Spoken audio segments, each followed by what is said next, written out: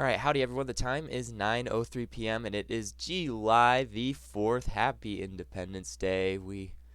It's a great country we most definitely live in. So, happy Independence Day to everyone. Hopefully you all have good plans for the day today. I'm going to be heading out on my boat later. It's going to be a good day for being out on a boat. It's going to be quite hot, that's for sure. But that heat's really going to drive some severe weather potential, which is on the topic for this video. We have a couple days of severe weather potential across many different areas of the Great Lakes region. And so we are going to look into what we could potentially see from this weather event. There are some fireworks going off in South Haven last night on the Light the Lake event that they had, and quite the fireworks show. Did very well at it. So there were quite a few good things to see from there. So we're going to talk about the severe weather potential for today and tomorrow. And it looks like those are the two big days we've got coming up over the next couple of, or over this week. So let's get into that. Just a reminder to check out all of our different platforms, though. We are on all these different platforms except for True Social. So go ahead and check out these platforms. Make sure you're connected with them. Scan the QR code in the bottom right-hand corner if you're watching on desktop to get fully connected with all of the different resources that we have available for you. Okay, let's begin with this video. Let's pop it up on here. I hope it works. Having some issues with the display capture real quick, but let's fix that real quick. There we are. All right, good. All fixed. Alrighty, so this is the Weather Prediction Center's website. I want to take a look at the excessive rainfall outlook first because it is showing some potential for some excessive rainfall today. There's a marginal risk for excessive rainfall across portions of northern Indiana, northwestern Ohio, western Michigan, which is good because we need the rain. I think I showed you there was some drought relief on the way in the previous video, which there will be quite a bit of drought relief this week. So there are a couple days of some excessive rainfall potential. So it's not really that high, but there is going to be quite a bit of rain with this. We could see maybe upwards of up to an inch or more from some of these different storms, especially in the heavier thunderstorms that move through later on. So wouldn't be surprised to see that. But that is the excessive rainfall outlook. Let's take a look at the severe weather outlook for today. This is just updated. This is right off brand new information from the Storm Prediction Center. So slight risk, they have extended it eastward into western Michigan and northern Indiana. So there is severe weather potential. It looks like it's going to be more of a later severe weather event that is going to be moving in. It's going to be probably around sunset, and then post sunset this severe weather event is going to occur, and it is going to last pretty much throughout the night. We're going to see heavy rainfall, showers, thunderstorms. A few of those storms could be strong to severe. Tornado potential is around 2%. So, I mean, there is tornado potential there with the system, but really more of the hazard is damaging winds with this. It doesn't look like a significant damaging wind event from previously when we had that derecho move through the area, but it does look like there is going to be some wind potential with that. We'll get into what is bringing about this severe weather potential. It really is along with a remnant of showers and thunderstorms that occurred off to the west in Dakotas, in Nebraska, those areas that actually spawned a few tornadoes down there. So we're getting the remnants of that, and they're going to redevelop with the instability that is going to exist in the atmosphere as well. So I haven't had a chance to read the synopsis of this event, but it does look like it's has a lot to do with the jet stream and the shear that exists in the atmosphere right now. So there's quite a few factors coming together to produce an all severe hazards type event across this part of the Great Lakes region. So that's day one. That's today. Today, July the 4th. Tomorrow, July the 5th, we have a broader slight risk area for severe weather, really showing, again, all severe hazards across southern Michigan, Ohio, and then heading off to the east. And it even is showing some hail potential. So it is really an all severe hazards event across a broad area of the United States for July the 5th. So I'm going to try to chase. I'm not sure if I'm going to be able to today, but I'm going to definitely try to tomorrow if it really crops up into something that is worth chasing. If it's a night chase, there is no way I'm doing it. But it looks like we've got a good environment set up for severe weather over the next couple of days. So let's look at that real quick on the blend of models real quick, looking at the different temperatures. across what we're expecting today for July the 4th.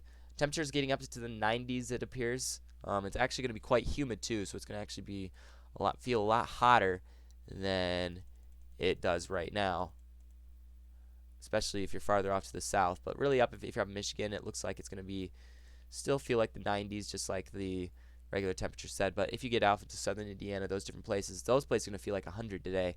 So it's going to be quite hot for some of you on July the 4th. But as you get off to the east and the north, it looks like it's going to be a little bit nicer for the weather there. Lake shore temperature is going to be in the 80s today, so it's going to be still a little warmer at the lake, but the water temperatures are in the upper 60s to mid 70s right now, so it's going to be quite nice if you're heading to the lake for July the 4th, and hopefully you get a chance to do that. I want to take a look at the Cape values because we're going to measure the instability that these different temperatures are causing in the app, what the different Cape values that these changes of temperatures are causing. So this is what's really driving the event, this air mass that's really going to be bringing some instability to the atmosphere, a lot of instability on Wednesday to parts all across the Great Lakes region. So I do think there's going to be quite a bit of thunderstorms popping up on Wednesday or Tuesday evening, and quite a few of those will probably be severe given the broad spectrum of the slight risk area. But you have this instability here that the storm is going to really feed off of as it approaches the Great Lakes region, and then it's going to cross over Lake Michigan. Some models are putting out instability over parts of Michigan and northwest Indiana, which is really why slight risk area is kind of being extended. We got Cape values of 3,000 to 4,000 across quite a few of the areas, but the blended models is showing that most of the Cape will be displaced off to the west, which is why the risk here for example, tornadoes is a little bit lessened. But we're going to look at 3 specific models that kind of break this down for us now. So let's look at that real quick. This is the GFS model. First of all, let's get a forecast loop on this instead. So let's take a look at what may potentially happen. So this is Tuesday evening. This is when the original storms are going to be moving in. Really, the environment's not really showing on the GFS model. The Cape values are low, so the GFS model is not a good match for the event that the SPC has put out in their latest analysis. But if you draw it back a little bit, back into Wisconsin, you do see that marginal severe potential appear. Let's go to a different model, such as the ECMWF, the Euro model, to get maybe a better idea of what's going to happen. So you see scattered showers, thunderstorms are likely to develop according to the ECMWF model, and this model actually displaces the storms off to the north a little farther. And then it does show some pop-up thunderstorms off to the south that do pack some marginal severe potential. Dew points in the upper 50s, getting upwards to the 60s as you get up into the mid-levels. So cloud bases are actually going to be quite high, which again shows that it's going to be more of a damaging wind threat. Higher cloud bases really inhibit the ability for storms to drop tornadoes to the ground. They have to be lower cloud bases in order for that to happen. So really cloud bases do seem quite high with these storms that are going to be moving through. So, but you do see that severe potential do appear on the ECMWF model for this afternoon and evening. Then, Tuesday evening, you get pop-up showers and thunderstorms capable of severe hazards. Most models are putting out marginal severe potential, but the Cape values are going to be strong in around 3,000. And then you got temperatures in the 90s, dew points in the 70s, really showing more severe potential than some models have been showing recently. Tuesday night's threat really looks to be an overnight threat of severe weather. Again, we've got that jet stream. Let's take a look at that jet stream real quick. I'm going to pause it at hour 48 real quick, and we're going to go to the severe weather analysis real quick. We're going to take a look at the jet, the 500 millibar jet. You got northwesterlies in the upper levels of the atmosphere that are up to 50 knots behind the system. And if you go back to Monday evening when the storms are starting to move in, you've still got those westerlies off in the upper levels of the atmosphere. And then go to the mid layer, you've got southerly winds that are kind of bringing a little bit more spin into the atmosphere.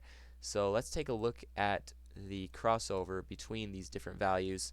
You've got surface winds and mid-level winds of the south, and then the jet is a westerly, northwesterly nature. So that really can fuel the amount of storm relative helicity in there and keep the storms going as they move in. So convective inhibition is not really there. That actually looks like a. I need to set that up. Convective inhibition, there is it does show some CIN in there, but it looks like it's kind of glitching out. I'm not sure exactly what is happening with that, but looks like maybe some errors there. But again, what this model is really showing is the setup for scattered showers and thunderstorms, a few of those which could be strong to severe. I want to take a look at the NAM model. I don't want to completely disregard the NAM model because it does show another possible setup that could take place based on that model. So let's look at that real quick, progressing it forward. Pop-up showers and thunderstorms in Iowa, Minnesota, kind of still maintaining their strength as they move in. And then what this model projects is actually the development of a MCS, a cluster of stronger thunderstorms, all of which could pack some tornado potential. The supercell composite for the NAM is going kind of crazy. Supercell composite values of 23, dew points in the 70s, temperatures in the near 80 degrees. This is Tuesday morning, so this is early in the morning actually that is being projected by the NAM model.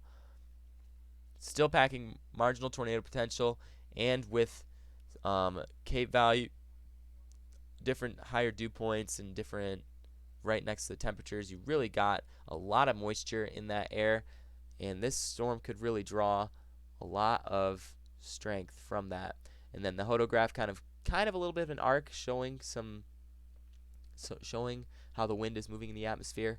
So but it looks like a line of thunderstorms may move into northern Indiana and then progress towards die out as it gets towards central Indiana by morning.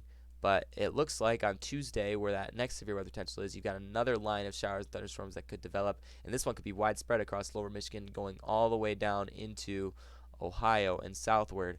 So there's multiple scenarios for this the next two severe weather events, but it looks like both will be in northern Michigan, so I do want to chase this as it comes in if the capability for me to do that tends to show up. I'm going to go to hour 26, actually, yeah, hour 26, and I'm going to get a severe weather analysis for this line of thunderstorms that has really developed across, well, that will potentially develop according to the NAM model across lower Michigan. So let's look at that real quick. Look at the severe weather analysis here. So we're going to go to the Cape values. Instability in the atmosphere looking more displaced off to the west at the current time, but there is still enough. There's still enough wind shear in the upper levels of the atmosphere that can drive these storms. Look at the wind shear that is following behind these storms. The amount of spin in the atmosphere. There's a lot of spin in the atmosphere. Like I said, you got the westerlies in the upper levels of the atmosphere, and then you got the southwesterly winds that are pulling moisture into the storm right ahead of that. And then just the interactions of those winds really gives a higher potential for spin in the atmosphere. Significant tornado parameters, not really a tornado event. Again, cloud bases are pretty high for that. Supercell composite values of about 12 or 13. I think if we progress that a little bit farther forward, it kind of increases. Really stays off to the west though with that, but again, with the environment that we have, it could really still show some pretty good strength as it continues to progress off to the south. So could be either a scattered storm event or this could happen. Okay, so it looks like this scenario could be the more viable one. The SPC was talking about the MCS, so we'll just have to watch how this evolves later on today and tomorrow. So 2 weather events today and tomorrow. I'll keep track of them for you, and hopefully you can enjoy your holiday weekend despite these weather events possibly looming over the area. Thanks to you guys for watching. Make sure to like and subscribe if you want more weather content, or just the time-lapse videos. I've been doing quite a few of those recently, so make sure to check those out if you are interested in seeing them. All right, enjoy the rest of your Independence Day, and I will see you all later.